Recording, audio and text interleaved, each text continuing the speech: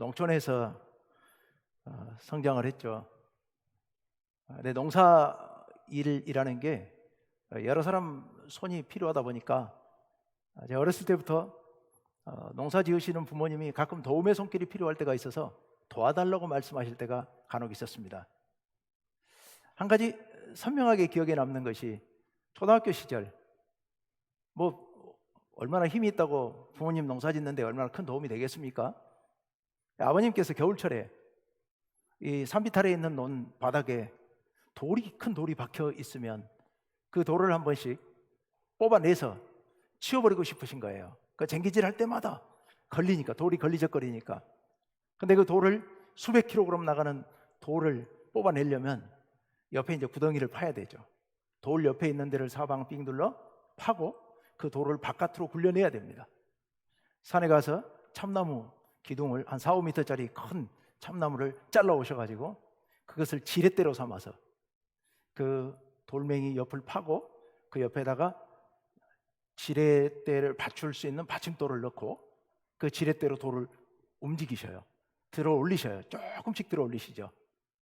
근데 문제는 지렛대 저 끝에서 누르면 그러면 돌이 들리죠.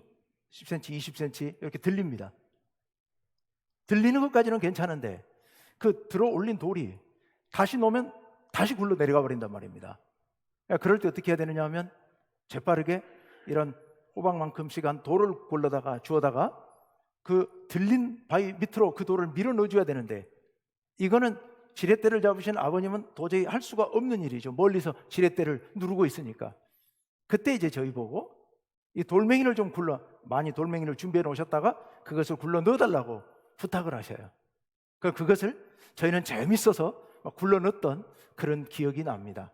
그렇게 해서 조금 올라오고 또 들어서 조금 더 올라오고 하다 보면 나중에 큰 바위돌이 위로 굴러 나와서 밖으로 굴려냈던 그런 기억들이 있습니다.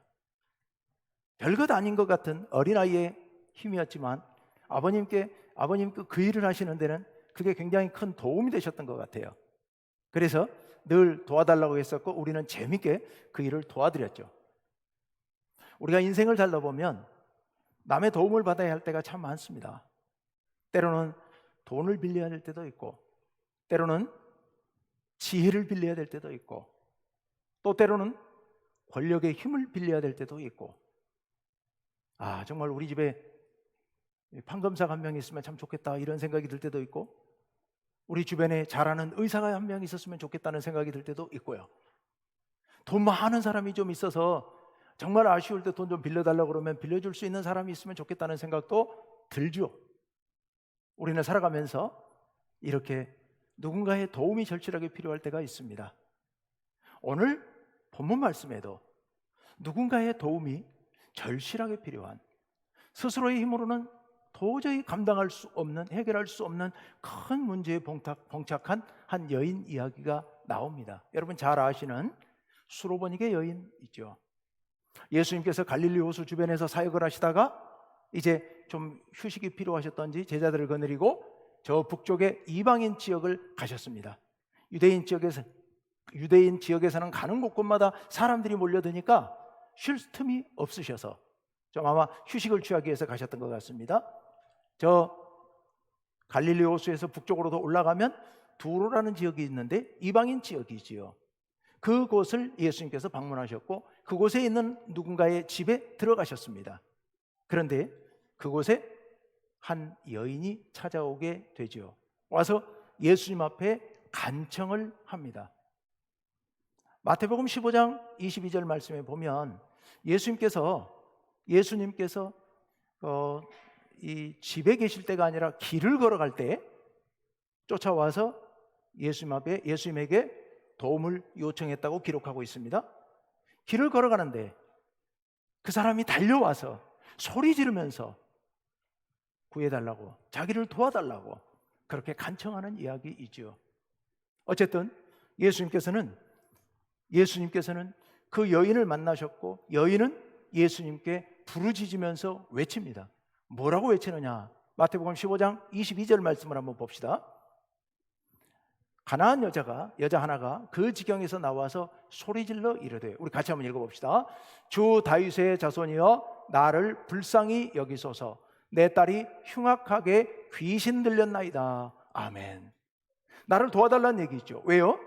딸이 귀신이 들린 겁니다. 사랑하는 딸이 귀신이 들려서 정신을 잃고 어려움을 당하고 있습니다. 부모의 심정이 어떻겠습니까? 너무 힘들었겠죠. 그래서 엄마로서 이 딸을 살리기 위하여서 예수님 앞에 달려와서 도와달라고 도움을 청하게 됩니다. 그런데요, 이 여인이 예수님께 이렇게 도움을 청한 것 잘한 걸까요? 도움을 잘 청한 걸까요? 맞게 제대로 찾아온 걸까요? 자, 우리가 누군가에게 도움을 청하려면 우리가 도움을 청할 만한 그 대상에게는 제가 생각해 보니까 크게는 한 2가지 조건 정도를 충족해야 그래야 도움을 청할 것 같습니다. 우선 첫 번째로는 그 대상이 도와줄 만한 능력이 있는 대상이어야 됩니다.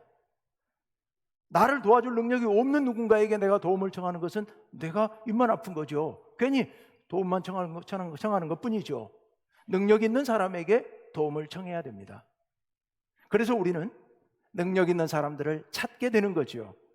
병든 사람이 있을 경우에는 잘 아는 의사가 혹시 없을까?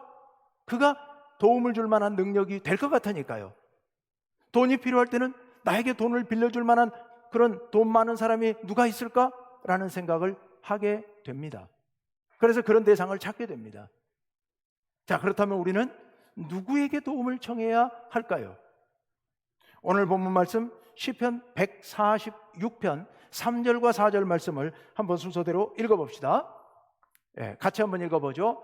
귀인들을 의지하지 말며 도울 힘이 없는 인생도 의지하지 말지니 그의 호흡이 끊어지면 흙으로 돌아가서 그날에 그의 생각이 소멸하리로다. 아멘. 무슨 말씀입니까? 사람 의지하지 말라는 얘기입니다. 사람에게 도움을 청하지 말라는 얘기입니다. 왜냐하면 사람은 유한한 존재이기 때문에, 도울 힘이 없기 때문에, 진정한 도움을 줄 수 있는 능력이 없기 때문에 우리가 생각하기에는 저 사람에게 도움을 청하면 큰 도움이 될 것 같지만 진정으로 그에게 도움을 줄 만한 능력이 있는 것은 아니니까요. 우리가 생각하기에 그가 능력이 있을 것 같지만 그것은 참된 힘이 되지 못하니까요. 그래서 정말 우리에게 도움을 줄 수 있는 우리 다른 분을 찾을 필요가 있다는 말씀을 오늘 여기서 하고 계십니다. 그렇다면 우리가 정말로 우리에게 도움을 줄 만한, 우리가 도움을 청할 만한 대상, 그가 누구일까요?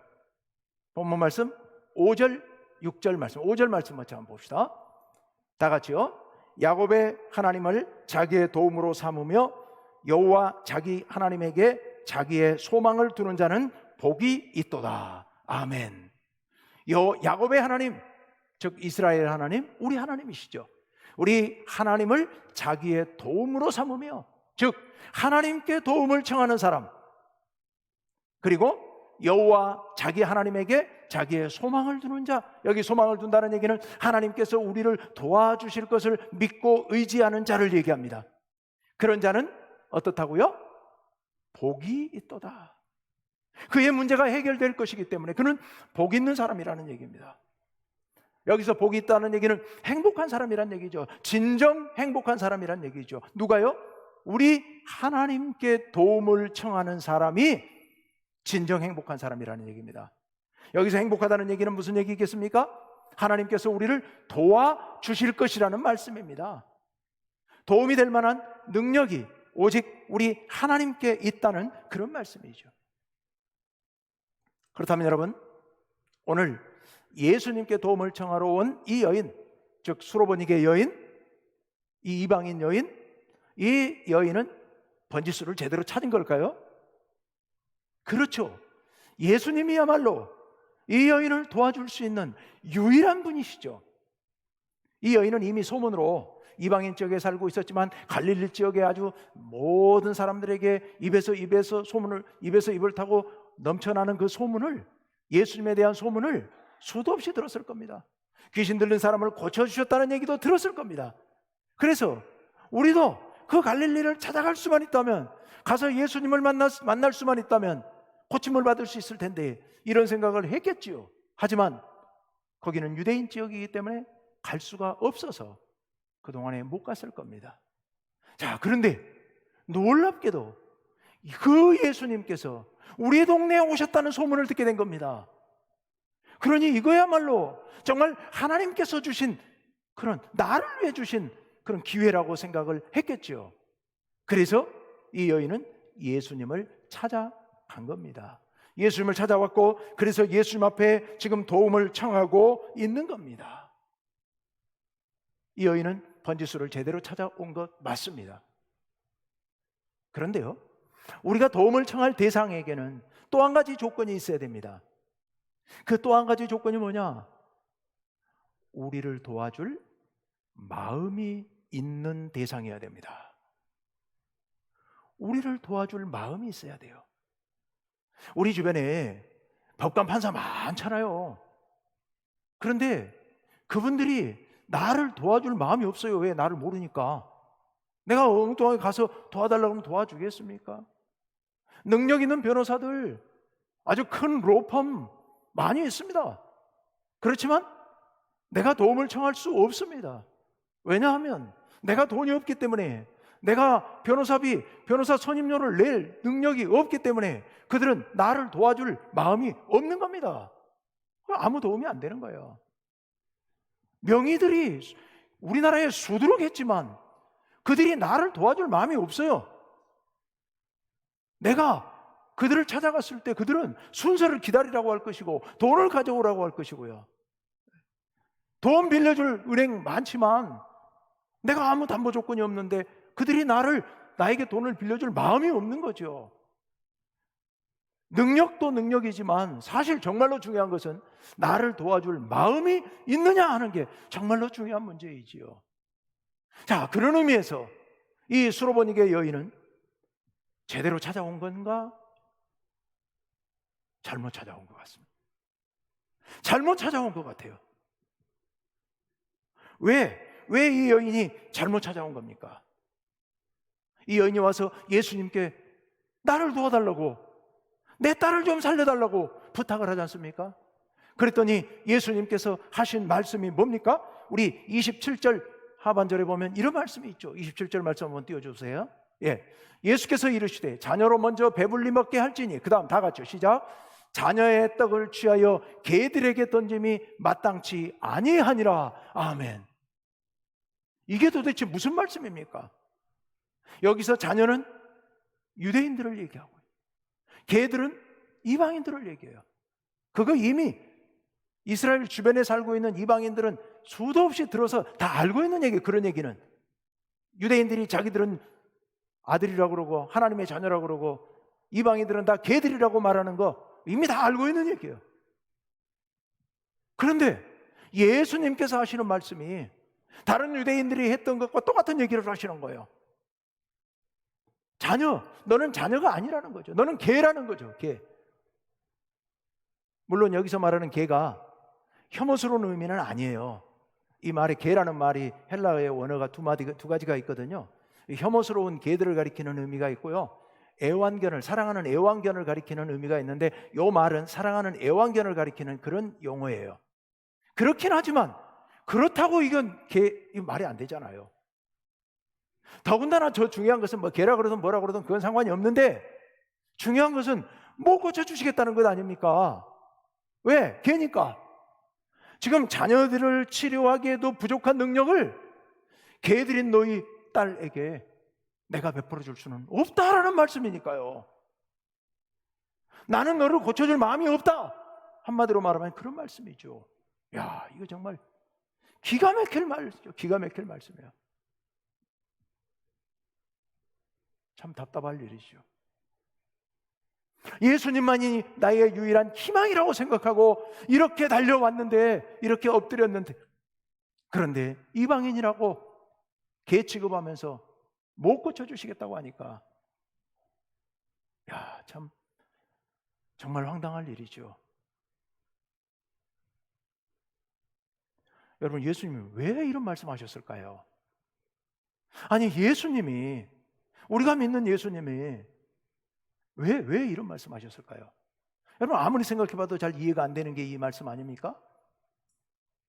왜 이런 말씀하셨을까? 일단 기본적으로는 예수님께서는 그 당시 유대인들이 하던 일반적인 말씀을 그 여인에게도 던지신 거예요. 물론 예수님이 하셨으니까 예수님 책임지셔야 되는 말입니다만은, 그러나 어쨌건 그 당시 일반적으로 유대인들이 늘 쓰던 말을 지금 예수님께서 사용하신 겁니다. 근데 그 말의 의미는 분명히 거절의 의미가, 그것도 아주 강력한 거절의 의미이기 때문에 왜 예수님께서 이런 말씀을 하셨는지 참 이해하기 어렵습니다. 근데 여러분, 개울물이 하나 흐르고 있습니다. 그냥 건너갈 수 없어요. 예수님 지금 이쪽에 서 계세요. 그 여인이 지금 저 건너편에 있어요. 그래서 자기를 건너오셔서 나 좀 살려주세요라고 부탁을 한 거예요. 예수님께서 커다란 바위를 번쩍 들어가지고 그 여인 앞에 개울물에다가 팍 던져버리셨어요. 물벼락이 팍 튀겠죠. 저리 가라는 얘기죠. 난 당신 고쳐줄 마음이 없으니 저리 가라. 그런데 그 여인은요, 예수님께서 던지신 그 바위돌을 징검다리 삼아 예수님께로 건너갑니다. 건너가요. 예수님께서 그 여인 앞에 바위를 던지신 것은 물장구를 쳐서 그 여인을 쫓아버리시기 위함이 아니라 그 여인에게 이 바위돌을 딛고 건너오라는 그런 의미셨던 거죠. 여인에게 이 질문을 던지신 것은 네가 이 질문을 밟고 너의 믿음을 고백하고 내게로 건너오면 내가 너를 고쳐주겠다고 하는 믿음의 디딤돌을 그에게 던져주신 겁니다. 여인이 뭐라고 고백을 합니까? 28절 말씀에서 이렇게 고백을 하고 있습니다. 28절 말씀 띄워주세요. 예, 다 같이요, 시작. 여자가 대답하여 이르되 주여 올소이다마는 상 아래 개들도 아이들이 먹던 부스러기를 먹나이다. 아멘. 여인이 실망하거나 낭망하거나 아니면 속이 상해서 내 이런 대우받고는 못 살겠다고, 그리고 자리를 박차고 떠나버릴 줄 알았는데, 떠나버릴 것 같은 분위기였는데, 그러나 여인은 떠나지 않았죠. 왜 떠나지 않았겠습니까? 첫째는 딸을 살려야 되니까요. 귀신 들려 그 불쌍한 딸을 살려야 되니까요. 이 기회를 놓칠 수는 없으니까요. 예수님께서 무슨 막말을 하시든 떠날 수 없으니까, 딸을 위해서. 그래서 못 떠난 거겠죠. 그리고 이 말을 했겠죠. 그리고 동시에 두 번째 아주 중요한 의미가 바로 이겁니다. 예수님께서 던지신 그 말씀, 자녀의 떡을 취해서 개에게 던지는 것이 합당하지 않다고 하는 그 말씀의 의미가 거절하는 말씀이 아니라 믿음의 자리로 초대하는 말씀이라는 것을 그 여인은 깨달았던 겁니다. 예수님의 마음 가운데 자신의 도움 요청을 들어주실 마음이 있으시다는 것을 여인은 간파한 겁니다. 너무 절박했기 때문에 예수님의 저 말씀 속에는 나를 내쫓고자 하는 것이 아니라 나를 고쳐주시고자 하는 마음이 있으시다는 것을 여인은 아마도 본능적으로 느꼈을 겁니다. 그래서 예수님 앞에 믿음을 고백한 겁니다. 주여 옳습니다. 우리 개 맞습니다.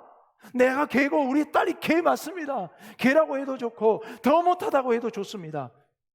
하지만 자녀가 먹던 상에서 떨어지는 부스러기 은혜라도 베풀어 주신다면, 그거라도 먹을 수만 있다면 우리 딸을 좀 고쳐주십시오.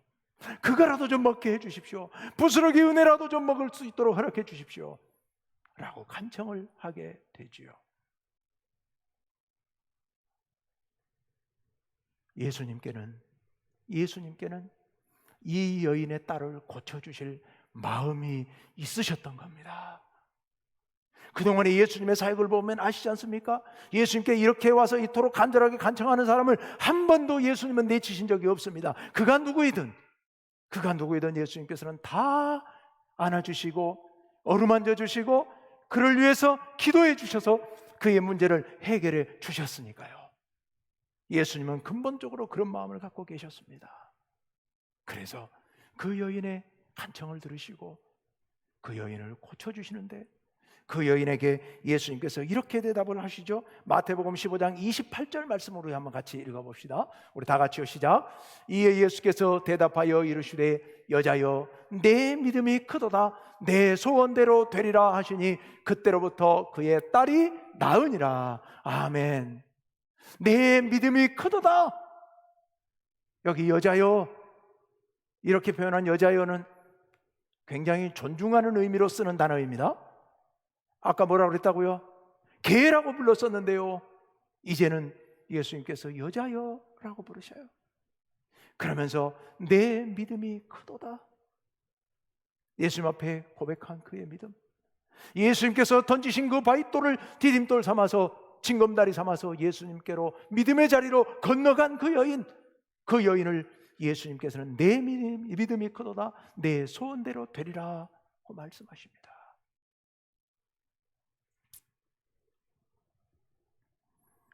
여러분, 예수님께는 이렇게 간절히 소원하는 여인의 기도를, 여인의 간청을 들어주실 마음이 있으셨습니다. 그런데요, 예수님만이 아니라 우리 하나님께도 그럴 마음이 있으셔요. 우리 시편 146편 7절에서 9절 말씀을 우리 같이 한번 읽어봅시다. 한 절씩 7절 다 같이 시작. 억눌린 사람들을 위해 정의로 심판하시며 줄인 자들에게 먹을 것을 주시는 이시로다. 여호와께서는 갇힌 자들에게 자유를 주시는도다. 아멘. 누구를요? 억눌린 자를, 또 줄인 자를, 갇힌 자를 위해서 하나님께서 은혜를 베풀어 주십니다. 28절 말씀, 8절 말씀 보세요.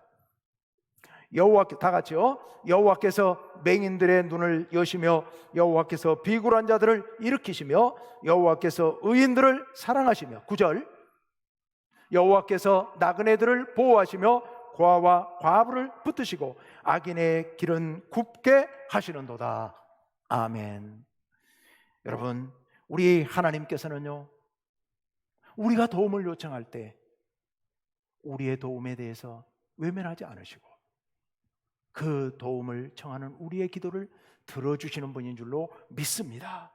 오늘 여기 이렇게 말씀하고 있습니다. 억눌린 자, 줄인 자, 그리고 갇힌 자, 시각장애인, 그리고 비굴한 자. 여기 비굴하다는 얘기는 성품이 비굴하다, 행동이 비굴하다는 뜻이 아니라 짓밟히고 있는 자를 얘기하는 겁니다. 어려움 속에 빠진 자, 비굴한 자, 나그네, 고아, 과부, 이런 연약한 백성들을 하나님께서는 긍휼히 여기시고 그들이 도움을 요청할 때 하나님께서는 즉시 손을 내밀어서 그들을 도와주시는 분인 줄로 믿습니다. 우리 예수님께서 그 수로버니게 여인의 기도를 들으시고 간청을 들으시고 그 딸을 고쳐주신 것처럼 우리 하나님께서도 우리의 기도를 들으시면 우리에게 도움의 손길을 내밀어 주시는 분인 줄로 믿습니다. 우리는 절망 속에서 손을 들어서 우리 하나님께 기도해야 됩니다. 우리 하나님께 도움을 청해야 됩니다. 우리 하나님께서 우리가 그렇게 도움을 청할 때 우리의 기도를 들어주실 줄로 믿습니다. 우리가 이 여인처럼 하나님께 도움을 구할 때, 여러분, 우리가 주변에서 누가 무슨 소리를 하더라도 그 소리에 귀 기울이지 마시길 바랍니다. 예수님께서 자녀의 떡을 취하여 개에게 던지는 것이 합당하지 않다라는 그런 가혹한 말씀을 하시는데도 그 말씀에 귀 기울이지 아니하고 오히려 그 말씀을 징검다리 삼아서 예수님께로 나아간 이 여인처럼 여러분 주변에서 여러분들에게 무슨 소리를 하더라도, 야, 너 그렇게 열심히 기도하는데 정말 하나님이 계시긴 한 거냐? 하나님께 너희가 그렇게 오랫동안 기도했는데 들어주시지 않는데 과연 지금 네가 더 기도한다고 하나님께서 들어주시겠냐? 네가 그따위로 살고 있는데 하나님께서 너의 기도를 들어주시겠니? 옆에서 별별 소리를 다 하고 내 마음속에서 악한 사탄이 주변에서 수없이 그런 말을 할지라도, 내가 지금까지 1, 2년 기도한 게 아니고 수십 년 기도했지만 하나님께서 한 번도 들은 척하지 않으셨는데 이제 와서 하나님께서 내 기도를 들어주시겠나? 하나님께서 돌멩이를 떡덩이로 만들어 주시겠냐고. 내 속에서 사탄이 속삭일 때 여러분 그 소리에 귀 기울이지 마시길 바랍니다. 오히려 그 소리를 징검다리 삼아서 하나님 앞으로, 예수님 앞으로 건너가시는 여러분 되시기를 간절히 바랍니다. 믿음을 고백하시는 여러분 되시기를 바랍니다. 여러분, 이 땅에서 여러분을 도우실 분은, 유일한 분은, 여러분을 도울 참 능력 있으시고 여러분을 도울 마음을 갖고 계신 유일한 분은 우리 하나님 한 분뿐이신 줄로 믿습니다. 여러분, 그 하나님께 기도합시다. 어려운 문제가 생길 때마다 하나님께 도움을 요청합시다. 여러분, 깨어서 날마다 기도하십시다. 기도하실 때 하나님께서 여러분의 기도를 들으시고 응답하여 주실 줄로 믿습니다. 기도하실 때마다 기도를 들어주시는 우리 여호와 하나님을 믿는 믿음이 생기게 될 줄로 믿습니다. 더 큰 믿음이 생기게 될 줄로 믿습니다. 그래서 더 큰 어려운 문제를 또 하나님께 기도함으로 해결받는 그런 놀라운 역사를 날마다 내 것으로 삼고 살아가는 그런 능력 있는 성도들이 될 줄로 믿습니다. 우리 충무교회 모든 성도님들은 참으로 참 도움이신 우리 주 여호와 하나님께 도움을 요청하여 복이 있도다라는 축복의 말씀을 여러분의 것으로 소유하시는 그런 성도님들 되시기를 간절히 바랍니다. 우리 함께 기도합시다. 하나님